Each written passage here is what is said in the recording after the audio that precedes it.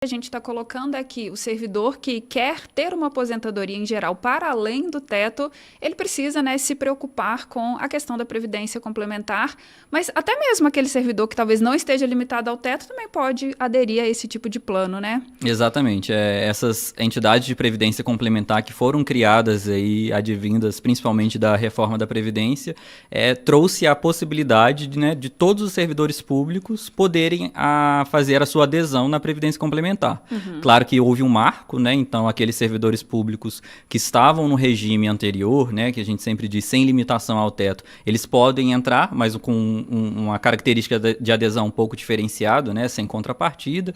E para aqueles servidores que já entram já com a regra nova, que a gente pode dizer aí que o marco principal aí dos servidores públicos a partir de 2013, esse sim já não tem mais como receber nenhum tipo de benefício no regime próprio acima do teto do regime geral de Previdência Social. Então esse sim aí é algo que eles precisam se preocupar com a parte da complementação. Sim, e é interessante te ouvir falando sobre essa questão de uma nova realidade, de certa forma, para o servidor como um todo, né, em todas as esferas, porque, assim, eu acho que existe uma ideia até pré-concebida da estabilidade do servidor, né? Quantas vezes, talvez com nossos pais, pessoas mais próximas, vem aquela ideia de faça um concurso público, é uma garantia de estabilidade. Então, a gente tem mudanças, né, que talvez joguem essa verdade numa caixinha diferente. Então, assim, existe ainda uma série de benefícios, né, para o servidor público em qualquer uma das esferas, mas a aposentadoria já não é mais como a de antes, né? Então,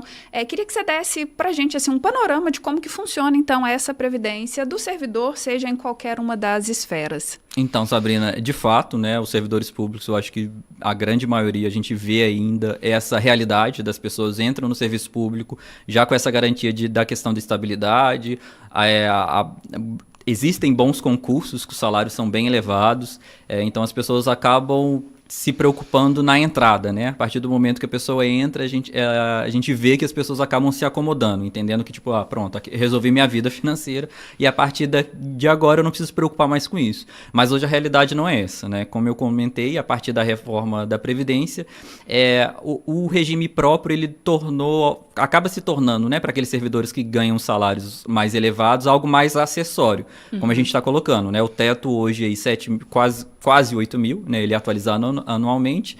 Então, aqueles servidores que estão aí nos concursos que têm os salários mais elevados, e eles acabam sendo obrigatórios ter essa preocupação agora com a previdência complementar, né, que é mais uma caixinha, né, que eles precisam colocar aí no seu planejamento financeiro. Antes não precisaria se preocupar. Eu tenho a minha contribuição obrigatória para o regime próprio e aquilo dali, quando eu me aposentar, ou quando eu invalidar, quando eu falecer e meus dependentes vão receber o benefício, aquilo já estava resolvido.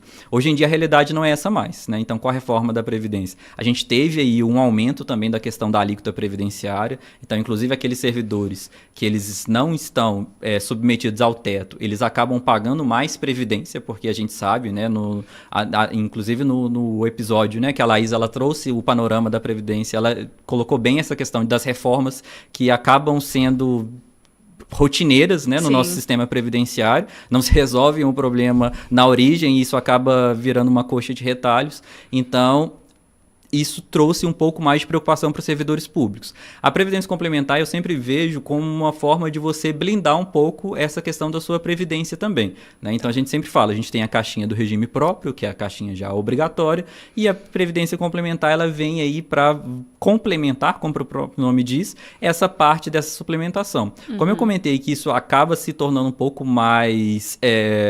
ficando em segundo plano a questão do regime próprio, justamente por causa disso. Já definiu-se o teto. A partir daqui, você não ganha mais do que isso. Se você quiser ganhar, você vai precisar fazer essa complementação, né? E quem não faz, com essa ideia de que consegue fazer investimento por conta própria, com a sobra do recurso que ela está deixando de contribuir para a Previdência Oficial, a gente sabe que isso não é a realidade de todo mundo, né? Claro, existem pessoas que são educadas financeiramente, que conseguem fazer essa poupança, esse planejamento, mas a gente sabe que não é a realidade aí da massa da população brasileira, né? Então, verdade. A partir do momento que houve essa reforma da Previdência, virou o marco. Todo mundo agora precisa, de fato, se preocupar com a Previdência complementar. Tá. E você falando também, veio uma outra questão, que é a própria fórmula de cálculo dos benefícios, né? Como que a sua renda mensal inicial será definida. Também, assim, antes tinha aquela ideia, o meu último salário, ou a média, sei lá, das maiores contribuições. Hoje também já não tem isso, né? Exatamente. Então, não tem essa ideia de, no final da minha carreira eu vou começar a contribuir com mais, e aí eu garanto, assim, uma aposentadoria maior, né? Mudou também a regra de cálculo, né? Exatamente. Então, antes era 80%, mais antigamente ainda era a última, então a gente via vários casos de pessoas que no final da sua carreira buscavam em ascensões justamente para ter a garantia de um benefício maior na aposentadoria.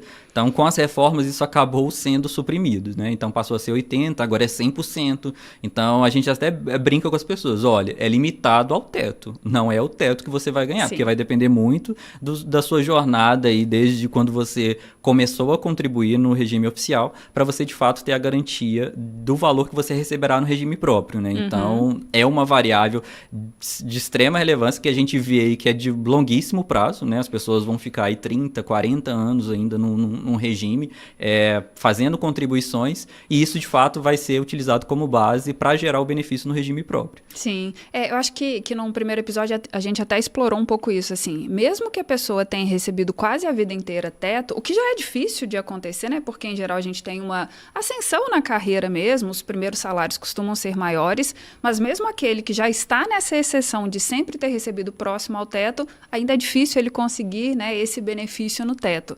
Então, realmente vem essa necessidade da complementar.